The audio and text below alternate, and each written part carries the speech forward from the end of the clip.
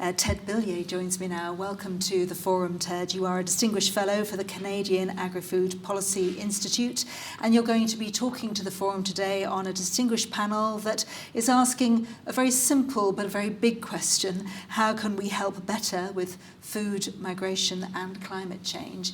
Can you give us a sense of the voice that you want to give and the message that you want to land with the Forum today? Well, it's such a complicated topic, and those three things you just said are directly connected together, that I thought I was just going to simply tell a short story about one company that's trying to make an effort. Because a lot of it, there's been an enormous amount of talk, and I think we need at least some action. And so I was going to talk about a company that I worked with for many years before I retired, Maple Leaf Foods. It's a meat and non-meat protein company in Canada. It's a public company, and it embarked on a journey of sustainability a while ago. And I'm going to talk about some of the challenges it ran into and the success that it's had. It's the first carbon neutral meat company in the world, and I'm going to explain how it got there. That's quite an accolade to have, and I'm sure the Forum will be really interested in the story. Do you feel that that story is an exemplar for others to follow?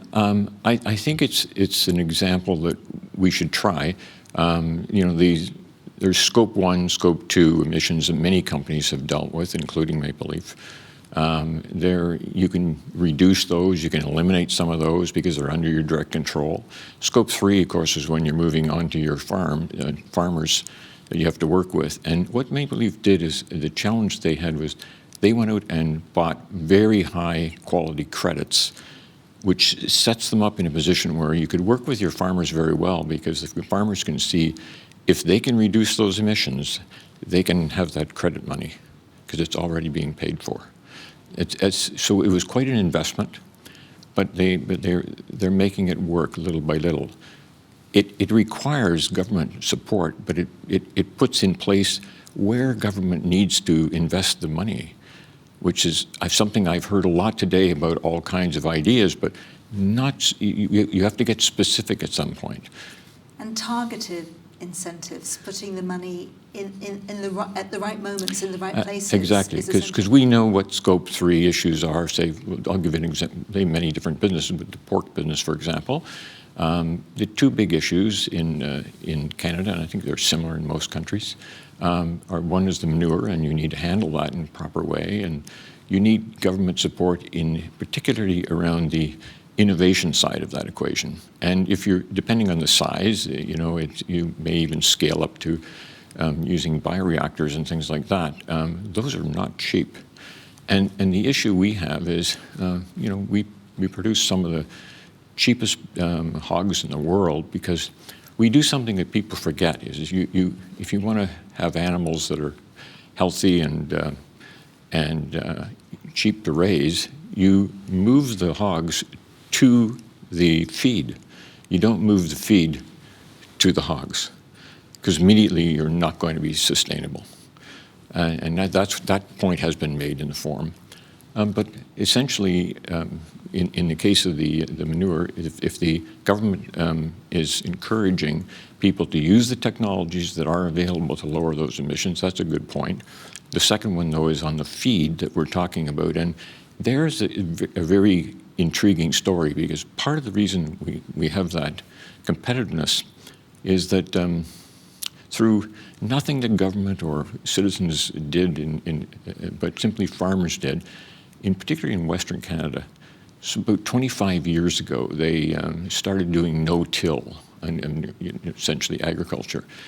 And they didn't do it for any other reason other than they realized it was holding moisture in the soil, and they were getting better yields. You had much healthier soil. Well, roll the clock forward and people saw that, and now you have that as common practice everywhere. And where that's a common practice, the first thing you start to see, and it shows up directly in the OECD credits, and when they're looking at, the amount of emissions per unit of arable land, you immediately see that Canada's way down at the bottom. It's in a different class in that, and that's simply because the soil is healthy and it's holding the carbon. There's some other countries in that same, I'd say, top quartile. Australia, for example, is also in the same quartile, doing similar techniques. Argentina, South Africa. So we're not alone, but that makes the Scope 3 easier for simply because we have the right set of land. It doesn't work everywhere, and we have the crop nearby, so we don't have to move it. The investment that Maple Leaf made, I think a lot of people thought, oh, it'll never work. You'll never get the Scope 3 down. But if you think about it logically and look at where you can have a low Scope 3 emissions, it might work, and that's what they're finding. Greenhouse gas emissions, I mean, and livestock is that debate is ongoing. What would you say in terms of progress now, in terms of moving away, plant-based? Well, Maple Leaf they're a protein company. They have a significant plant-based business, very significant. They bought two of significant non-meat protein companies in the United States, and they're working with it. It isn't growing as fast as anybody would like, but nevertheless, they're sticking with it because they see protein as what they really want to do. But I think that depends on the consumer, where the consumer is going to take it. But the one thing I think that when people think about the meat thing, that they may not fully realize, I think, is that if you are in a country like Canada, and there's several other countries like this, where Mother Nature, it's a large country, right? So it doesn't all happen the same everywhere. But Mother Nature generally takes a whack at the food business once a year, either with an early frost or problems in the summer. And so on average, you get a downgrading of the crop from non-human standard to animal feed standard. And then the question is, well, what are you going to do with that? People can't eat it. And so that's a question I always throw back at these people. So what do you want to do with that? I mean, you're obviously part of the debate, and you have the experience and the stories to bring forward in the debate. And also the Canadian Agri-Food Policy Institute is part of a new collaboration to look at innovation. Just finally and briefly, Ted, how important are those collaborations for action rather than just talking? Because speed is one of the things that we're really focusing on at the forum this year. I think they're tremendously important, because the key would be, let's follow. If someone can do something, let's the other people in the coalition follow them. We don't all have to make it up.